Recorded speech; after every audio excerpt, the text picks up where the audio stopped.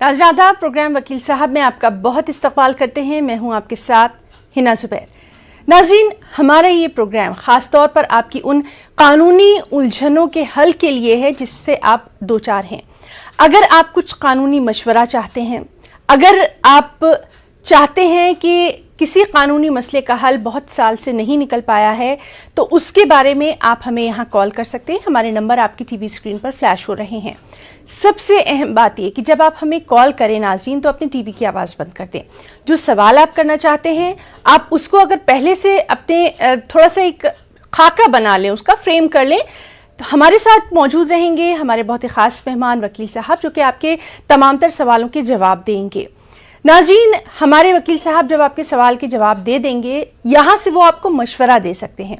उसके बाद आप अपने वकील से या मकामी तौर पर जहाँ भी आप रहते हैं वहाँ वकील से रब्ता करें और उसके बाद आप अपनी जो कानूनी मुश्किल है उसको आगे लेकर जा सकते हैं, कार्रवाई कर सकते हैं।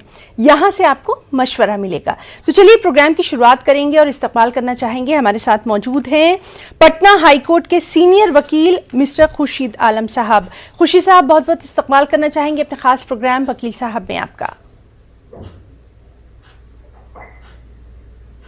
आपका भी शुक्रिया। खुर्शीद साहब, लगातार इससे पहले भी हम कई बार आपसे बात कर चुके हैं और सबसे अहम बात जो हम पिछले कुछ दिनों में ये देख रहे हैं कि लोगों को कहीं ना कहीं कानूनी मालूमात की कमी है, या तो वो जानना नहीं चाहते हैं या फिर उन तक मालूमात पहुंच नहीं पाती। इसीलिए हमारा ये ख़ास प्रोग्राम भी है। ज़्यादातर हमारे पास जो सवाल आते हैं वो प्रॉपर्टी से रिलेटेड हैं, यानी कहीं किसी की ज़मीन फंसी हुई है या कहीं किसी के साथ कुछ धोखा हो गया है। तो हम आपसे सबसे पहले एक आम शहरी के तौर पर ये जानना चाहते हैं कि अगर कोई प्रॉपर्टी ख़रीदना चाहते हैं, यानी ज़मीन ख़रीदना चाहते हैं या फ्लैट ख़रीदना चाहते हैं, किन ख़ास बातों का उन्हें ख्याल रखना है सर?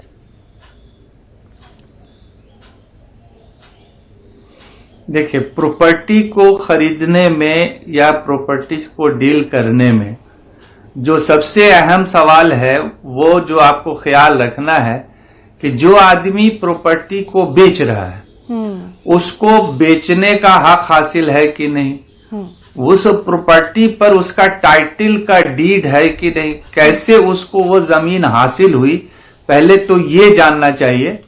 दूसरी चीज ये जाननी चाहिए कि अगर वो जमीन उनकी है भी तो उनके कब्जे में है कि नहीं। और तीसरी बात उनको ये जानने की जरूरत है कि वो उसकी रसीद वगैरह जो रेवेन्यू रसीद होती है जी, वो कटती है या नहीं कटती है। अगर ये तीन तरह की बात से अगर आप मुतमईन है तभी उस जमीन को खरीदना चाहिए, अदरवाइज उस जमीन को नहीं लेना चाहिए।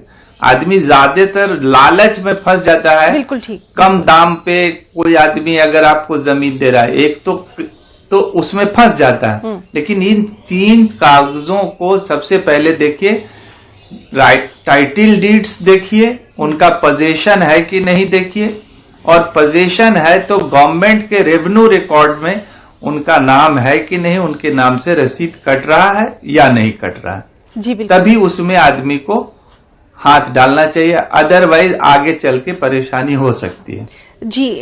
और वकील साहब, इसी से जुड़ा हमारा ये अगला सवाल है कि जब हम कुछ बेच रहे हैं अपनी प्रॉपर्टी को, कई बार हमने देखा है कि लेन देन की बात हो जाती है, लेकिन कई बार दोस्ताना माहौल रहता है, कई बार कागजात तैयार नहीं होते, इसमें भी कई बार आदमी जो है वो फंस जाता है। बेचते वक्त भी उसको किन खास बातों का ख्याल रखना है?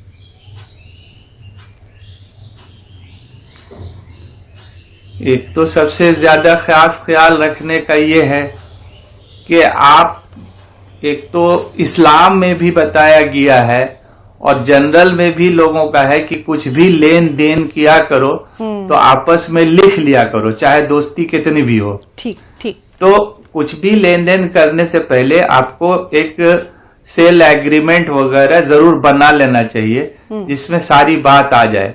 लेकिन कभी कभी ऐसा हो जाता है कि दोस्ताना में आदमी ने पैसा ले लिया या दे दिया, अब उसके बाद जो है परेशानी होती है।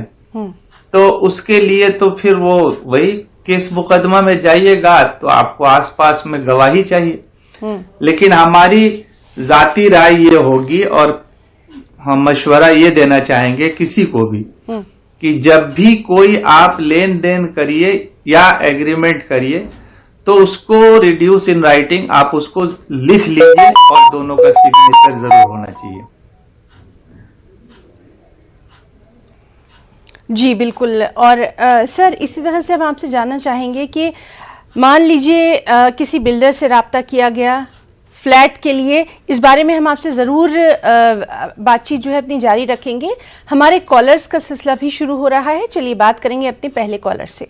Hello hello madam. सर अपना नाम बताइए, कहाँ से कॉल किया, सवाल मेरा नाम मुबारक है। जी मुबारक सर, अपना नाम सवाल करिए। ये हमारा जो हमारे वाली साहब के दादा का प्रॉपर्टी, हमारे वाली साहब का दादा का प्रॉपर्टी जी वो प्रॉपर्टी में वो मतलब लड़के के लिए मर्द बच्ची के लिए हिस्सा है और औरत बच्ची के लिए भी हिस्सा है, क्या देना पड़ता क्या? जी वकील साहब आपने इनका सवाल सुना? क्या नाम है? मुबारक नाम है इनका। हमने सवाल सुना कि इनके दादा की प्रॉपर्टी है। जी जी नहीं हमारे वालिद साहब के दादा की प्रॉपर्टी। वालिद साहब के दादा की। देखिए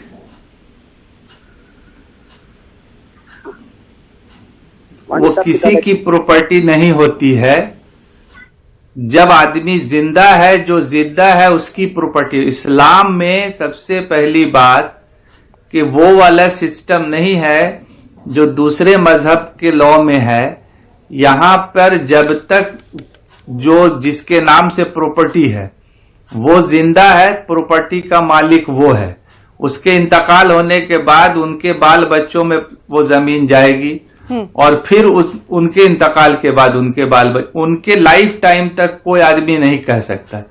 और जहां तक लड़कियों का प्रॉपर्टी पर हिस्सा होगा कि नहीं, बिल्कुल हिस्सा होगा। बेटा का 2 आना, बेटी का 1 हिस्सा, बेटा का 2 हिस्सा बिल्कुल होगा। उसमें कहीं पर कोई शक शुबा की बात नहीं है। जी वकील साहब बहुत बहुत शुक्रिया आपका, और मुझे पूरी उम्मीद है कि हमारे नाज़रीन को उनके सवाल का जवाब मिल गया होगा। चलिए बात करने की कोशिश करेंगे अपने एक और कॉलर से। Hello hello hello hello hello. तो नाज़रीन हम बात करने की कोशिश कर रहे हैं, आप हमें कॉल कर सकते हैं। हमारे नंबर आपकी टीवी स्क्रीन पर फ्लैश हो रहे हैं। हमारे साथ वकील साहब मौजूद हैं जिनसे लगातार हम अहम जानकारी भी हासिल कर रहे हैं। वकील साहब जिस तरह से हम आपसे तमाम तर जानकारी हासिल कर रहे हैं, हम ये जानना चाह रहे थे कि हमारे पास बहुत सारे सवाल ऐसे आते हैं कि किसी बिल्डर से रब्ता किया, फ्लैट ख़रीदना है, लेकिन जब फ्लैट में गए, जब फ्लैट में पोजीशन भी ले लिया, उसमें कई कमियां नज़र आती हैं। उसके बाद क्या वो उस बिल्डर के खिलाफ या जिससे उन्होंने फ्लैट लिया है, क्या कुछ कानूनी कार्रवाई की जा सकती है? हाँ बिल्कुल की जा सकती है। अगर आपका जो एग्रीमेंट है उनसे, या जो उन्होंने जो आपको चीज दिखाया और जो उन्होंने डिस्क्रिप्शन दिया कि इसमें ये चीज रहेगा, इस कंपनी का रहेगा, टाइल्स ऐसा रहेगा, और अगर उसमें कुछ गड़बड़ी आ जाती है जी सर, तो आप बिल्कुल कंज्यूमर फोरम में केस कर सकते हैं। ये डिफिशियंसी इन सर्विस में भी आएगा और सिविल सूट भी कर सकते हैं, डैमेज सूट भी कर सकते हैं। जी बिल्कुल। और चलिए बात करने की कोशिश करते हैं अपने अगले कॉलर से। Hello hello hello hello hello. तो नाज़रीन हम लगातार बात कर रहे हैं, हमारे साथ मौजूद हैं पटना हाई कोर्ट के सीनियर वकील खुर्शीद आलम साहब, जिनसे लगातार हम अहम जानकारी हासिल कर रहे हैं। आप भी हमें कॉल कर सकते हैं, हमारे नंबर आपके टीवी स्क्रीन पर फ्लैश हो रहे हैं। बात करने की कोशिश करेंगे हम। Hello hello hello hello. Sir, आपने प्रोग्राम वकील साहब में कॉल किया है, अपना नाम बताइए, कहां से कॉल किया, सवाल करिए। हेलो सर, अपना सवाल करिए।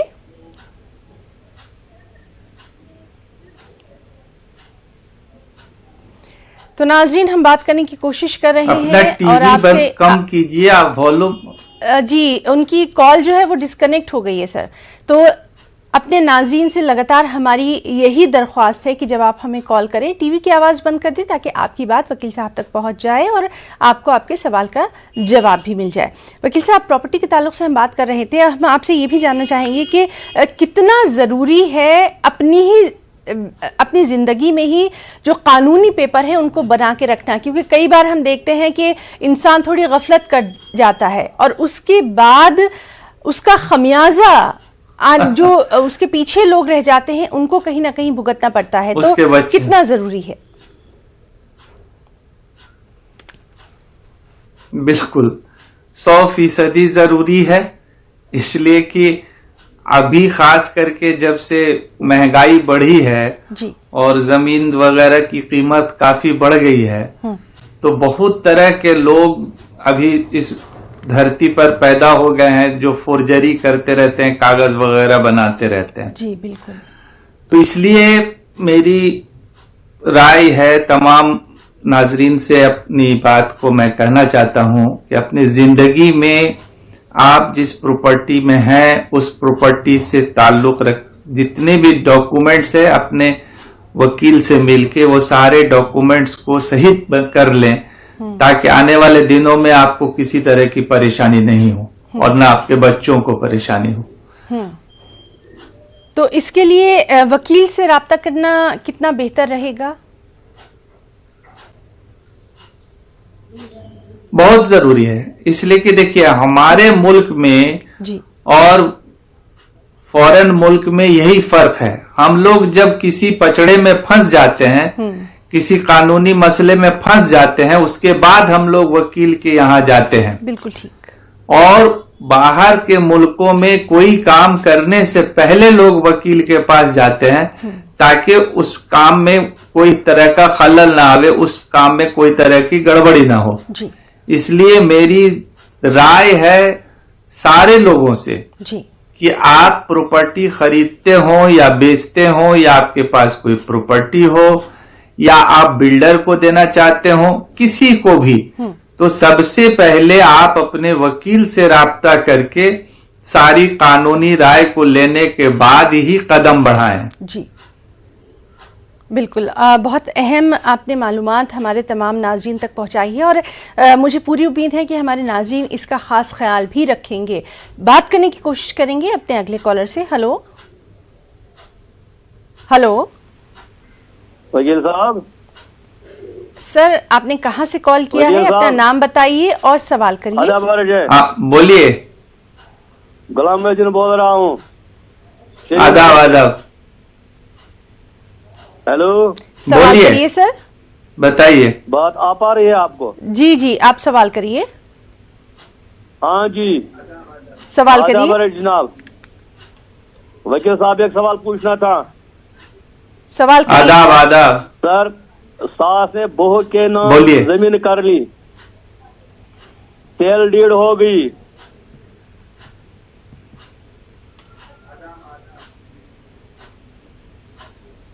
हाँ आगे बताइए। अब सास का बेटा उड़ गया और सेल डीड एक्सेप्ट करने से मना करता है और सेल डीड का अब इंतकाल कराना था, उसमें एतराज करता है। वो कहां तक एतराज कर सकता है? जायज है कि नाजायज है कानूनी नुक्ते नजर से?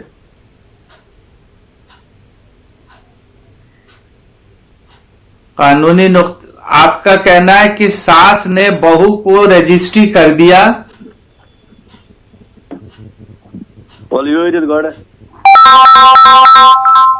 जी, कहना है कि सास ने बहू के नाम जायदाद कर दी थी और उसके बाद जो बेटा है उनका वो उसकी मुखालिफत कहीं ना कहीं कर रहा है। तो क्या इस सिलसिले में कुछ कानूनी पेशरफ्त की जा सकती है? नहीं, अगर सास ने बहू को रजिस्ट्री कर दिया और उसका नाम से मोटेशन हो गया तो कोई आदमी उसको डिस्टर्ब नहीं कर सकता है। बिल्कुल नहीं कर सकता। कानूनी क्या, कानून में उसका पक्का जमीन हो गया और वो सेल डीड जो उसने जो किया है वो सेल किया है या गिफ्ट किया है। जी, उनकी कॉल सर कट गई है और बहुत शुक्रिया आपका। तो नाज़रीन, लगातार आपसे हम यही अपील कर रहे हैं कि जब आप हमें कॉल करें टीवी की आवाज़ बंद कर दें। अपना सवाल अगर आप पहले से फ्रेम कर लेंगे, आपको क्या पूछना है, तो बहुत आसानी होगी खुद आपको अपना जवाब पाने में। वकील साहब लगातार हमारे साथ मौजूद हैं, आपकी बात भी सुन रहे हैं, कानूनी मशवरा दे रहे हैं और वक्त भी कम लगेगा। जी जी जी जी वकील साहब। वकील साहब, आपसे हम ये भी जानना चाहेंगे, इधर हमने बहुत सारे केसेस ऐसे देखे हैं जहां पर अगर घरेलू कोई झगड़ा होता है, घरेलू मसले होते हैं, तो फैमिली कोर्ट का सपोर्ट जो है वो लिया जा रहा है। फैमिली कोर्ट पे कोशिश यही होती है कि रिश्तों को बचाया जाए। तो कितना अहम आप फैमिली कोर्ट को मानते हैं, कितना जरूरी?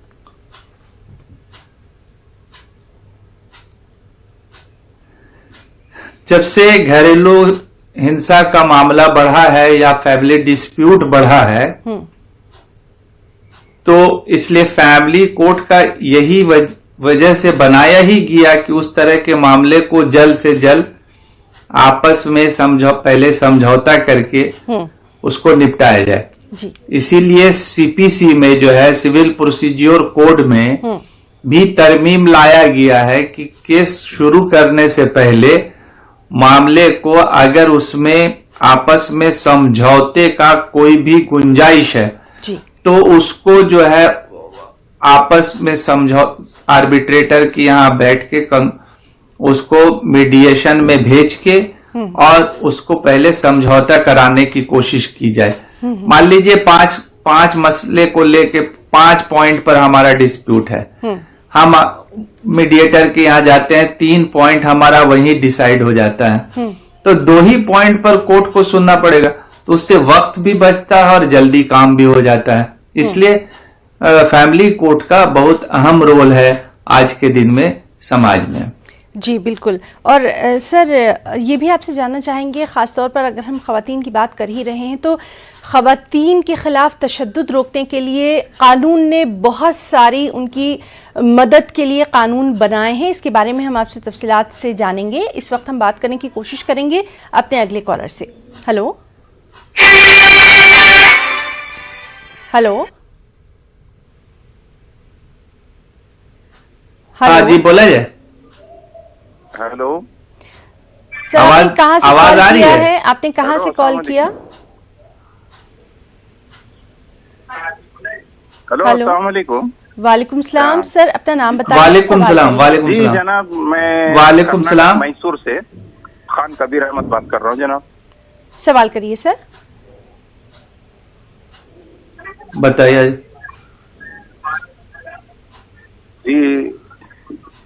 जी जनाब, मैं 2009 में एक प्रॉपर्टी खरीदा था जनाब जी। उसमें से मेरे भाई को जो है मैंने 3200 स्क्वायर फीट प्रॉपर्टी मैंने लिया था, तो उसमें से मेरे भाई को 800 स्क्वायर फीट मैंने प्रॉपर्टी गिफ्ट में दी जी। तो उसमें जो बची हुई जमीन है उसके पूरे मेरे पास 100% डॉक्यूमेंट्स परफेक्ट हैं जी। लेकिन वो बंदा जो है कोर्ट में उल्टा केस कर दिया। एक एग्रीमेंट करवा लिया था उसने 100 रुपए के कुछ पेपर में, नॉट रजिस्टर्ड। वो बंदा अभी कोर्ट में केस करके मेरे को 3 साल से परेशान कर रहा है। ये भी मेरी जमीन है बोल के परेशान कर रहा है जनाब। इसका मैं हल चाहता था, इसके लिए आपसे दरखास्त कर रहा हूँ। वकील साहब, कुछ पूछना चाहेंगे आप इनसे? तो आप कुछ मदद कर सकते हैं तो मेरी बताइए। नहीं, वो देखिए सवाल है कि केस तो उनके भाई ने कोर्ट में करके रखा है। अब सवाल है कि जब उन सारे डॉक्यूमेंट्स को सामने नहीं देखा जाए तब तक वो उनको सही मशवरा देना मुश्किल होगा। दूसरी बात हम ये पूछना चाहते हैं कि वो प्रॉपर्टी इन्होंने खरीदी थी? जी जी, 2009 में नहीं खरीदी थी, पहले थी 2009 में, और इन्होंने गिफ्ट किया।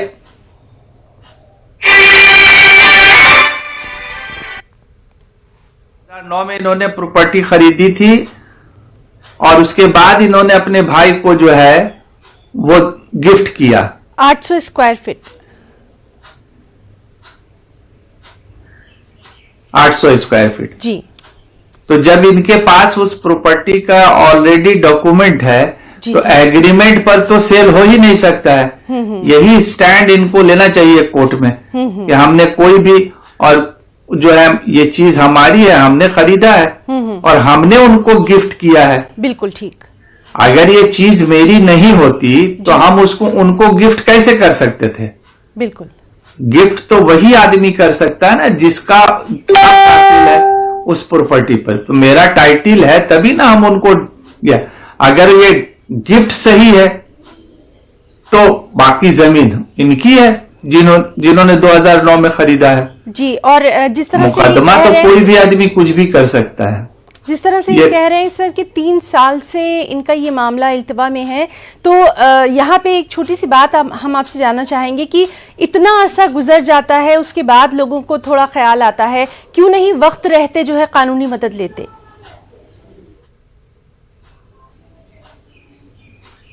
नहीं, इनका ये कहना नहीं है। इनका प्रॉब्लम यह है कि ये 3 साल से कोर्ट में परेशान है, भाई के जरिए परेशान किया जा रहा है। तो ये तो कोर्ट प्रोसेस में थोड़ा डिले होता है, फिर भी अपने वकील से ये राब्ता करें। और अगर देरी हो रहा है तो हमारी राय ये होगी कि अपने हाई कोर्ट में, जो उनका हाई कोर्ट है, वहां पर आर्टिकल 227 में सिविल मिसलेनियस करके एक डायरेक्शन कोर्ट को दिलाएं कि भाई हमारे मामले को जल्द निपटारा किया जाए। जी, बहुत शुक्रिया वकील साहब आपका जवाब देने के लिए। और नाज़रीन, लगातार आपकी कॉल्स का सिलसिला भी जारी है। वकील साहब हमारे साथ मौजूद हैं। यहाँ पर रुकना चाहेंगे एक छोटी सी ब्रेक के लिए, कहीं जाइएगा नहीं, जल्द लौटेंगे।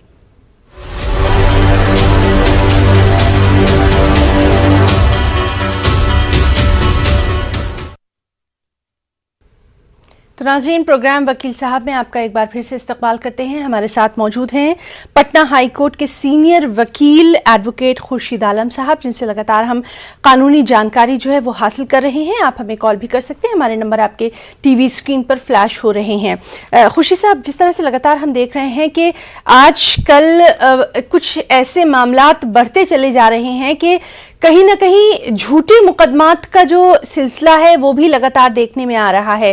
तो अगर इस तरह का कोई मामला सामने आता है, किसी ने झूठा मुकदमा कर दिया है, फेक कुछ इल्जाम लगा दिया या कुछ कर दिया, उस सिलसिले में कानून किस तरह से मदद कर सकता है, ये आप बताइए।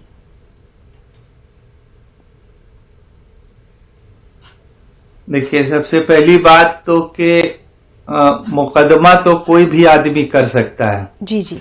इसीलिए जॉर्ज बर्नार्ड शॉ ने कहा था कि no one can stop a person to file a suit before a court and write a letter to a beautiful girl. What will be the consequence it will be seen later on. Case मुकदमा कोई भी कर सकता है, लेकिन आपको ये ध्यान देना है कि अगर आपको ये लगता है कि हमारे ऊपर किए गए मुकदमे गलत हैं जी, तो आप तो सबसे पहले अपने जो उस केस को जो पुलिस अफसर देख रहे हैं, आईओ, उनको सारे सबूत आप दीजिए कि आप पर यह मुकदमा गलत हुआ है। उसके बाद आपके पास ये है चारागोई कि आप जो है रुजू कर सकते हैं कोर्ट को भी, हाई कोर्ट को भी, कि हमारे ऊपर जो एफआईआर हुआ है वो गलत है। लेकिन इसकी गुंजाइश बहुत कम रहती है, चूंकि उसका स्कोप बहुत कम है।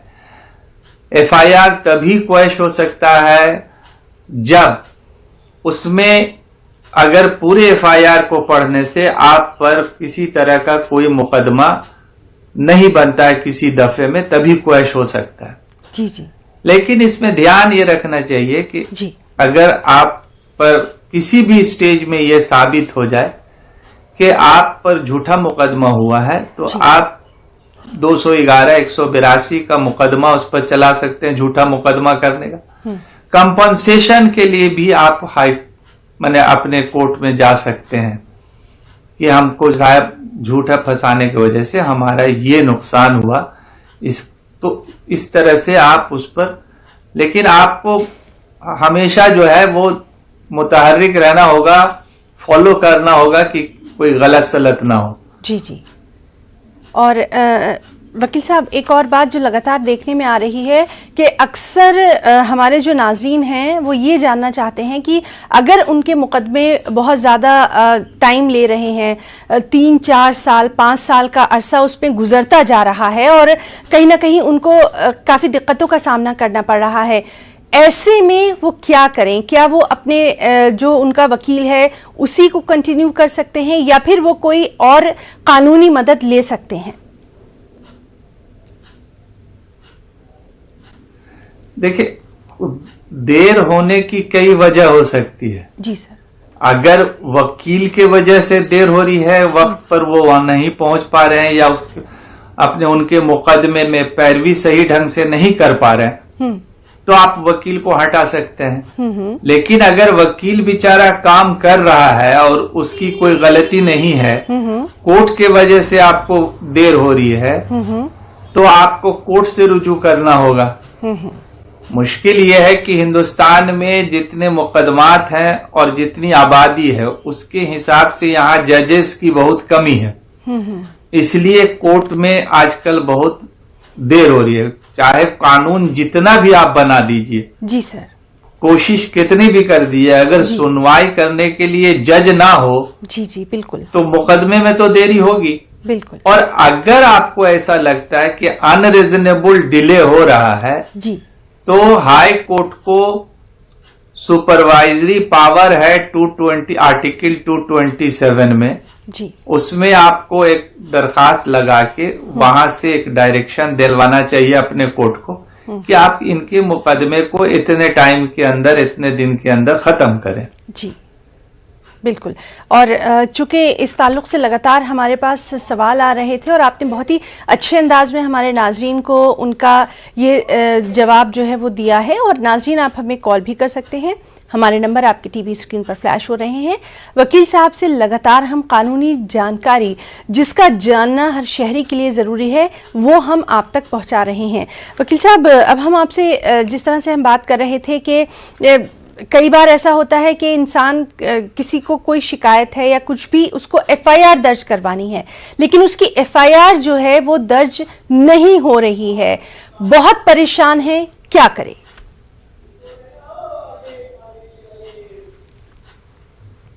देखिए, आजकल एफआईआर दर्ज करवाना कोई बहुत बड़ी बात अब नहीं रह गई है। आईटी के दौर में ज्यादातर ऑफिसर्स का जो है वो ईमेल नंबर मौजूद है। जी, अगर कोई थाना इंचार्ज मुकदमे नहीं ले रहा है तो आप उसको ईमेल से आप भेज दीजिए, ऑन रिकॉर्ड हो जाएगा आपका एफआईआर दर्ज, या आप एसपी को दे दीजिए, वो हो जाए। सुप्रीम कोर्ट ने लगातार कई केसेस में ये मतलब एक तरह से धमकाया है, एक तरह से कहा है कि अगर कॉग्निजेबल ऑफेंस में कोई भी दरोगा, थाना इंचार्ज अगर केस नहीं लेता है तो उसके खिलाफ डिपार्टमेंटल प्रोसीडिंग चलाया जा सकता है। और आईटी के दौर में कोई बहुत बड़ी बात नहीं है, आप ईमेल पर भेज दीजिए, वो ऑन रिकॉर्ड चला जाएगा। जी बिल्कुल।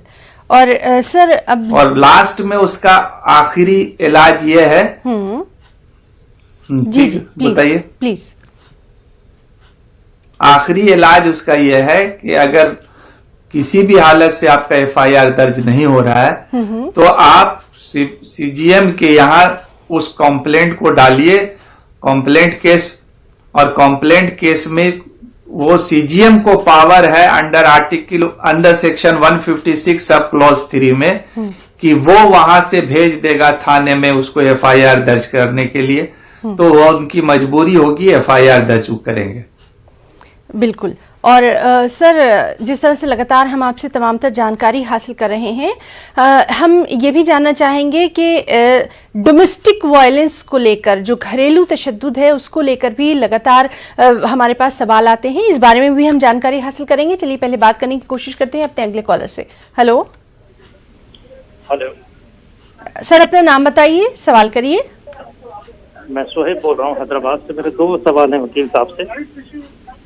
एक सवाल ये है कि मेरे एक दोस्त हैं, उन्होंने अभी अभी रिसेंटली एक फ्लैट खरीदा है। जी। तो रजिस्ट्री कराते वक्त वकील साहब से जानना चाह रहा हूँ कि किन किन चीजों का ध्यान रखा जाए, क्या क्या बातें हैं जो कि जहन में रखना चाहिए। और दूसरा सवाल ये है कि जो ये डोमेस्टिक वायलेंस है, ये तशद्दुद सबसे पहले तो ख़वातीन के खिलाफ। जी वकील साहब बोलिए। हाँ बोलिए, क्या बोल रहे सर हैं? आप अपना दूसरा सवाल भी कंप्लीट कर लीजिए ताकि वकील साहब फिर दोनों के जवाब आप दूसरा सवाल भी कर ले। दूसरा सवाल ये है कि ये जो अदम तशद्दुद की बात करते हैं आप, तो ये सिर्फ ख़वातीन के खिलाफ ही होता है या ख़वातीन मर्दों पे भी करती हैं? क्योंकि बहुत से केसेस में देखा गया है कि बात नहीं सुनना, बात पे धौंस देना, तो जो मर्दों का पर्सपेक्टिव है वो भी क्या है? बहुत शुक्रिया हमें कॉल करने के लिए। तो नाजरीन, लगातार आपकी कॉल का सिलसिला जारी है। वकील साहब, पहले इनका ये सवाल था कि फ्लैट खरीदा है, रजिस्ट्री कराते वक्त जो है किन खास बातों का ख्याल रखें? वह हम बता रहे हैं उनको। सबसे पहले तो आप ये देख लीजिए कि आप फ्लैट जो खरीद रहे हैं तो वो आप बिल्डर का हिस्सा ले रहे हैं या जो जमीन का मालिक है उसका हिस्सा ले रहे हैं।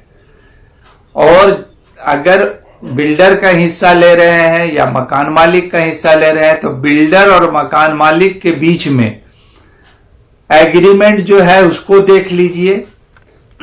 दूसरी चीज ये आप देख लीजिए कि उस बिल्डिंग की सही तरीके से म्युनिसिपल कॉरपोरेशन से उसका नक्शा वगैरह जो है वो अप्रूव्ड है कि नहीं है। और आज के दिन में वो रेरा से जो बिल्डर है वो रेरा में रजिस्टर्ड है कि नहीं है, रेरा से अप्रूव्ड है कि नहीं उनका स्कीम जी। अगर ये सारी चीज अगर उसमें दुरुस्त है तो रजिस्ट्री कराने में कोई एतराज नहीं है। जी बिल्कुल। और दूसरा जो इनका सवाल था कि तशद्दुद जो है सिर्फ औरतें के ऊपर हो सकती है कि मर्द पर, तो ऐसा नहीं है, मर्द पर भी तशद्दुद होती है। फैमिली कोर्ट में आप उसके लिए रुजू कर सकते हैं। जी, और इसीलिए हमने फैमिली कोर्ट के ताल्लुक से आपसे पूछा था कि कई बार कुछ ऐसे मसले होते हैं जो आपस में बैठकर भी हल किए जा सकते हैं और रिश्तों को बचाया जा सकता है। वकील साहब, लगातार हम बात कर रहे हैं, कानूनी जानकारी हम अपने नाज़रीन तक पहुंचा रहे हैं और ये भी अक्सर व बेशतर देखने में आया है कि लोगों को कानून की मालूमात तो है लेकिन वो कानूनी पेशरफ्त करने में, वकील तक जाने में थोड़ा सा हिचकिचाते हैं। कहीं ना कहीं हमें उन्हें ये समझाना होगा कि भाई जो कानून है, जो वकील हैं, वो आपकी मदद के लिए हैं, आपकी हेल्प के लिए हैं।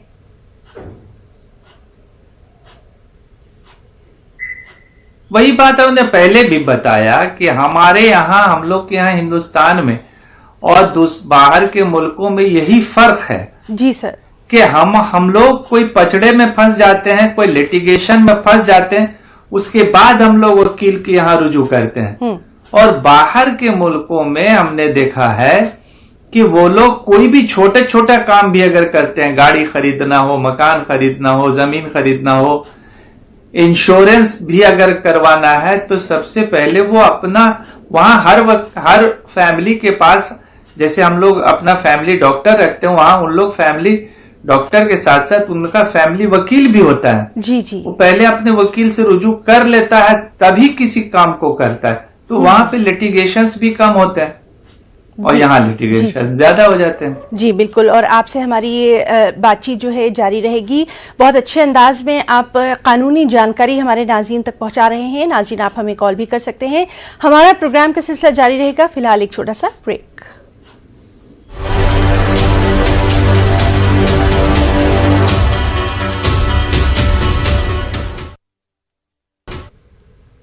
तो प्रोग्राम वकील साहब में एक बार फिर से आपका तहे दिल से इस्तकबाल करते हैं। हमारे साथ मौजूद हैं पटना हाई कोर्ट के सीनियर वकील एडवोकेट खुर्शीद आलम साहब। नाज़रीन, आप हमें कॉल भी कर सकते हैं। चलिए बात करने की कोशिश करेंगे अपने अगले कॉलर से। हेलो। वालेकुम सलाम सर, कहाँ से कॉल किया, सवाल करिए। कश्मीर से बोल रहे हैं। वालेकुम सलाम। कश्मीर से बोल रहे हैं, सवाल करिए। हमारी एक बुई थी, उसके साथ कुछ झगड़ा हुआ था, वो मायके चली गई। मायके चलने के बाद उसकी एक बेटी भी हुई है। बेटी उसने अपनी साल रखी, हम कोर्ट में चले गए, वो कोर्ट में चले गए। अभी मेंटेनेंस हम मेंटेनेंस दे रहे हैं उनको 3-3 हजार मंथली। आप मुझे ये बताइए कि वो कितनी टाइम तक वो बेटी अपने पास रख सकती है, लेकिन वो यहाँ वापस नहीं आती है। बेटी की उम्र क्या है अभी? अभी 3 साल। 3 साल। वकील साहब कुछ पूछना चाहेंगे आप?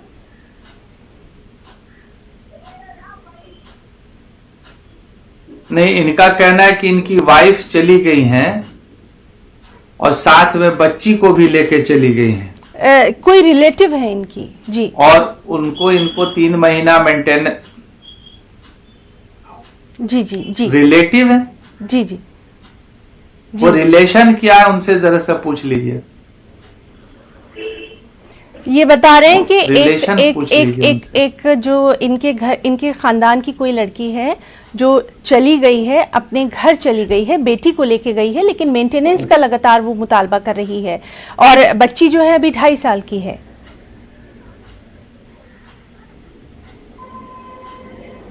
देखिए, कानून यह है कि बालिग होने तक वो लड़की मां के पास रहेगी और बालिग होने के बाद बाप उसका हकदार होगा, बाप की कस्टडी में वो रहेगी।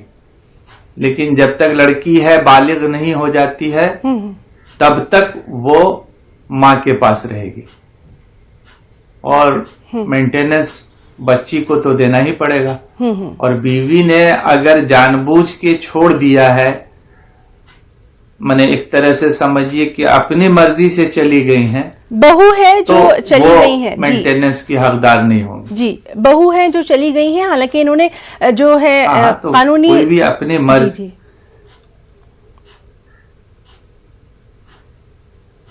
कानूनी उनको ये करना चाहिए कि उनको रेस्टिट्यूशन ऑफ कॉन्जुगल लाइफ का एक मुकदमा करना चाहिए वाइफ को बुलाने के लिए। जी जी। और अगर वो आने से इनकार करती है और उस इनकार में उसकी कोई खास वजह नहीं है, तो फिर वो मेंटेनेंस की हकदार नहीं होगी। जी बिल्कुल, बहुत शुक्रिया आपका। चलिए बात करने की कोशिश करेंगे अगले कॉलर से। हेलो। अगर वॉलेंटियरली डिजर्ट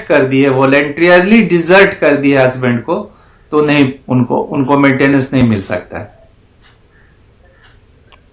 जी बिल्कुल, बहुत शुक्रिया वकील साहब। चलिए बात करने की कोशिश करते हैं अगले कॉलर से। Hello hello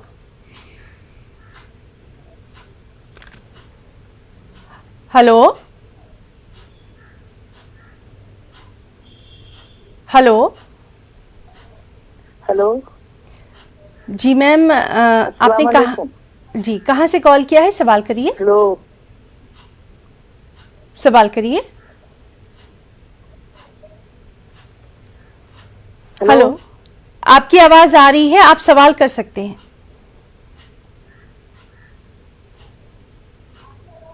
hello. तो नाज़रीन, आप हमें कॉल कर सकते हैं, हमारे नंबर जो है टीवी स्क्रीन पर है। सिर्फ यही दरख्वास्त है कि जब आप हमें कॉल करें तो टीवी की आवाज़ बिल्कुल बंद कर दें, ताकि आपका राब्ता जो है हमारे वकील साहब से हो सके, आप अपना सवाल जो है उनसे बासानी पूछ सकें। वकील साहब, अभी जिस तरह का एक मामला हमने देखा था कि मेंटेनेंस की लगातार बात की जा रही है, यहाँ पर हम एक छोटी सी बात आपसे जानना चाहेंगे कि अगर इस तरह का कोई मामला चल रहा है और उसमें जो भी लड़की है, अगर वो खुद कफील है, यानी उसकी भी आमदनी का कोई जरिया है, लेकिन उसके बावजूद वो अगर मेंटेनेंस का मुतालबा कर रही है, तो इस पे कानून क्या कुछ कहता है?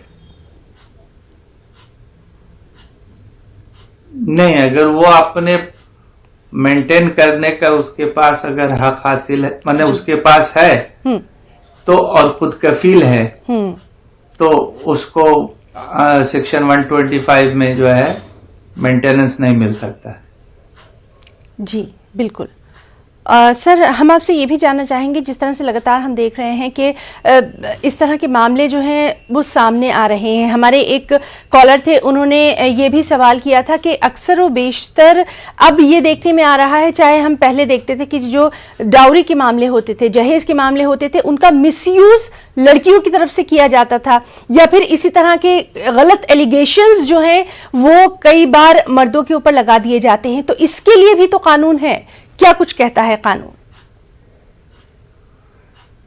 हाँ, बिल्कुल, कानूनी अगर गलत लगाते हैं तो 211 182 का आईपीसी का मुकदमा उन लोगों पर चलेगा जी। और उनको भी वही सजा हो सकती है होगी जो डॉरी में है। नंबर 1। नंबर 2, आपको ये मालूम होना चाहिए कि पहले डॉरी के मामले में जितनी सख्ती थी जी, उस सख्ती को सुप्रीम कोर्ट ने ये देखते हुए कि लड़कियों की तरफ से गलत इसका इस्तेमाल हो रहा है, जी जी, तो कई जजमेंट आए और उस जजमेंट के बाद सीआरपीसी में जो है वो अमेंडमेंट आया और सेक्शन 41A आया जी, कि अगर घरेलू हिंसा या दहेज वगैरह आपसी शादी विवाह के मैट्रिमोनियल मैटर में अगर कोई मुकदमा होता है तो हमेशा गिरफ्तारी तुरंत नहीं की जाए, पहले नोटिस देके लड़का लड़की को बुला के उनसे पहले तहकीकात कर लीजिए, जान लीजिए,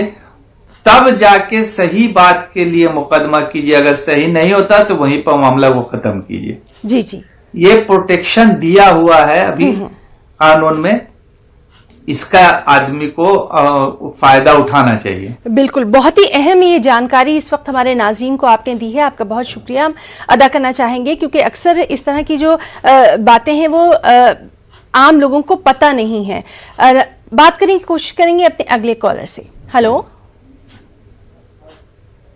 हेलो हेलो, हाँ वकील साहब बनाइए जी, आपने हमारे प्रोग्राम वकील साहब में कॉल किया है। आप क्या पूछना चाहती हैं? आप सवाल कर सकती हैं मैम। आपको करना है सवाल। हेलो हेलो, सवाल पूछिए। हाँ तो मेरी एक बहू है, वो 2-1.5 साल के बच्चों को लेके चले गई मायके वहाँ, और उस रिश्ता भी खत्म कर दिया उसने, तलाक हो गई दोनों में। तो अभी बच्ची अभी 10 साल 11 साल की हो गई है, वो अभी खुद रखी है, और हम जब से लेके अब तक उसको अच्छा पानी दे रहे हैं बच्चे के लिए। तो अभी वो बच्चों को कब ले सकते हैं हम लोग? तो कोर्ट में भी चल रहा है ऐसा तो केस, और कोर्ट में आती नहीं बच्चों के बारे में बात करने के लिए। बालिग होने के बाद बालिग होने का कुछ मुद्दत? बच्ची है तो बालिग होने के बाद उसको आप अपने कस्टडी में ले सकते हैं।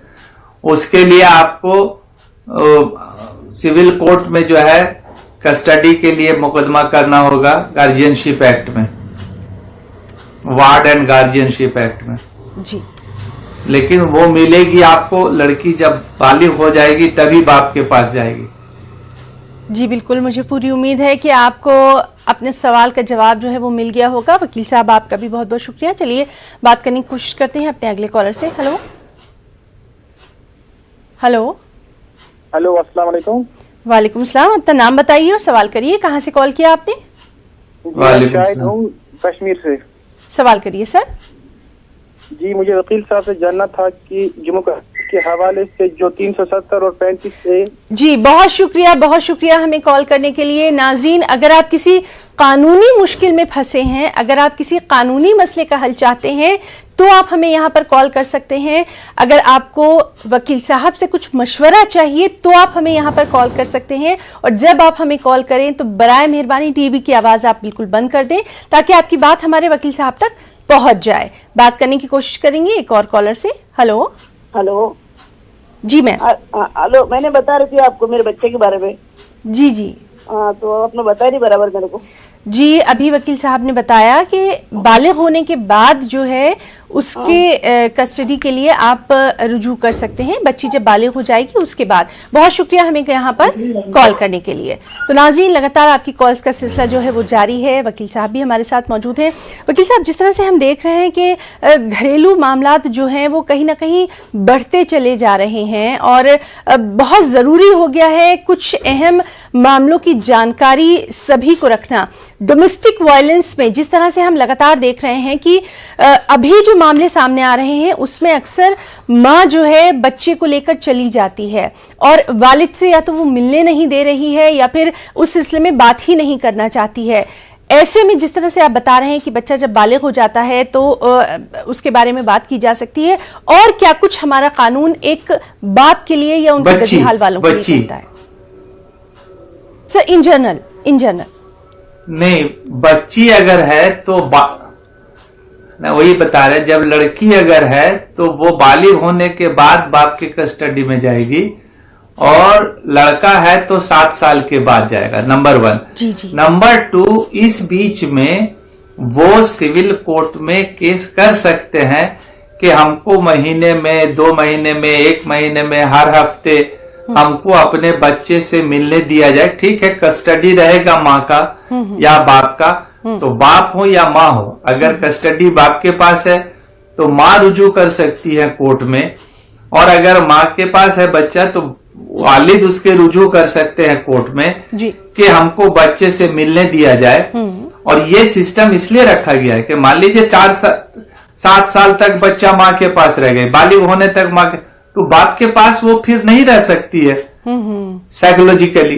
तो ये कानून में गुंजाइश है कि अगर माँ हो या बाप हो, जिसके पास भी कस्टडी है और जिसके पास नहीं है, जिसके पास नहीं है वो रुजू कर सकती है कोर्ट को कि हमको इस बच्चे से हफ्ते में कम से कम 2 दिन मिलने दिया जाए, और वो कोर्ट ऑर्डर करेगा, उनके हक में करेगा।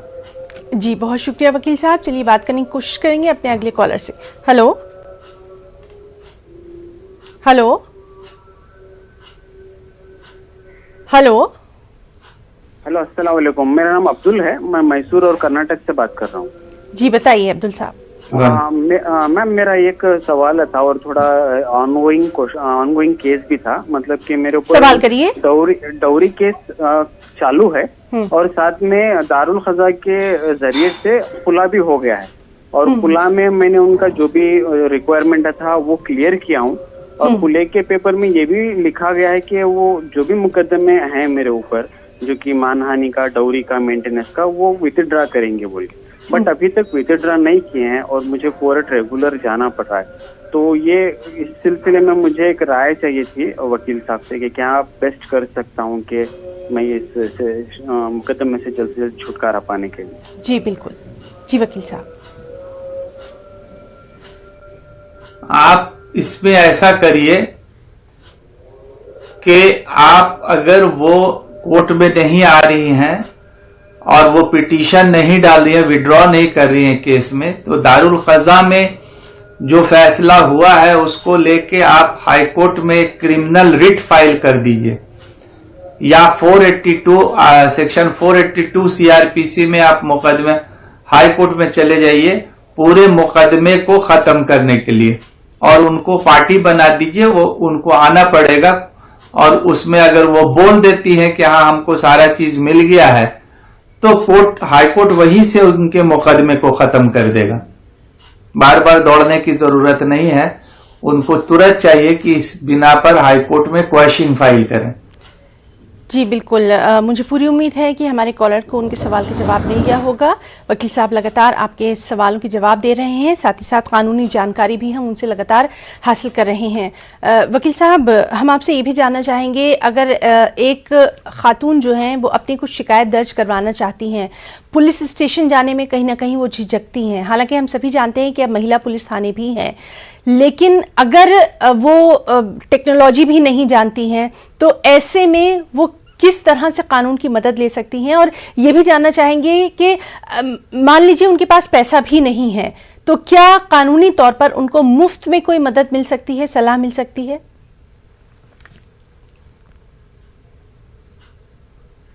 आजकल हर जगह पे मुफ्त कानूनी सलाह के लिए सरकार ने कमेटी बनाया हुआ है, वो ऑल इंडिया लेवल पर भी है, स्टेट लेवल पर भी है, और हर जिले में है। Legal authority of India, legal authority act के तहत हर जगह पर ये कमेटी बनी हुई है, उसका लिस्ट भी लगा हुआ है, वहां पर इम्पैनल्ड लॉयर्स हैं। अगर कोई गरीब आदमी है, अपना मुकदमा नहीं लड़ पा रहा है, तो वो डिस्ट्रिक्ट जज के यहाँ एक दरखास्त डाले कि हम गरीब आदमी हैं। जी वकील साहब, तो बेहद अहम जानकारी है, इस पर आगे भी हम लगातार आपसे बात करते रहेंगे। फिलहाल वक्त हमें इजाजत नहीं देता। आज के लिए हम आपका बहुत बहुत शुक्रिया अदा करना चाहेंगे, आपने इतना कीमती वक्त हमारे नाज़रीन को दिया। और नाज़रीन, हमारा प्रोग्राम अब यहीं इख्तिताम पजीर होता है। इजाजत दीजिए, आदाब।